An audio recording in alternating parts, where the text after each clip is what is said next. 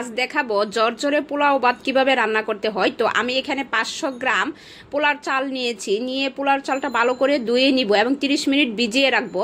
তো আমি একটা ফ্রাই প্যান নিয়েছি, ফ্রাই প্যানের মধ্যে এখানে 4টা এলাচ এবং 3টা লং দিয়ে দিয়েছি। দেওয়ার পরে চালটা আমি দিয়ে দিচ্ছি। এই চালটাকে আমি 10 মিনিট অল্প আঁচে ভেজে নিব। অল্প আছে ভাজলে কি হয় যে ভাতটা কখনো নরম হবে না, আর যত না বেজে চালটা দিবেন একটু পানি বেশি পড়লেই ভাতটা নরম হয়ে যাবে। তো আমি 10 মিনিট বেজে নিয়েছি। এখন আমি আগের থেকে গরম পানি করে রেখেছিলাম, আমি এখানে 1/2 লিটার গরম পানি দিয়েছি। দিয়ে দিচ্ছি 1/2 চামচ আদা, 1/2 চামচ পেঁয়াজ এবং 1/2 চামচ রসুন দিয়ে আমি এখন একটু নেড়ে ছেড়ে নিচ্ছি। ঢাকনা দিয়ে ডেকে রেখে দিচ্ছি। এটা আমি 2 মিনিট অন্তর অন্তর নাড়াচাড়া করব, না হলে নিচে জমাট বেঁধে যাবে। তো এখন আমি একটা চুলার মধ্যে একটা তাওয়া বসিয়ে দিয়েছি, আমি ডাইরেক্ট আগুনের হিট দিব না।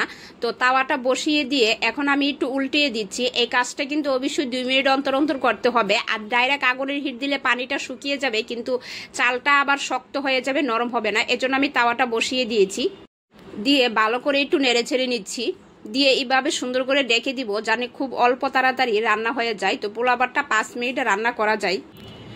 এইভাবে করলে 5 মিনিটেই দেখবেন যে পোলাও ভাতটা হয়ে গেছে। তো আমি আবার ঢাকনা দিয়ে ডেকে রেখে দিচ্ছি। দেখেন আমি 5 মিনিট জাল দেওয়ার পরে হয়ে গেছে। আমি একটু অল্প বেরেস্তা দিয়ে দিচ্ছি, দিয়ে ভালো করে একটু উল্টিয়ে পাল্টিয়ে নিচ্ছি।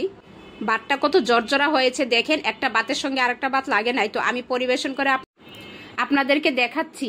তো আমার ভিডিওটি যদি ভালো লাগে তাহলে অবশ্যই আমার চ্যানেলটি সাবস্ক্রাইব করে লাইক কমেন্ট করে পাশে থাকবেন। এই যে দেখেন কতটা জর্জরা হয়েছে, আমি একটু বেরেস্তা দিয়ে সাজিয়ে নিয়েছি।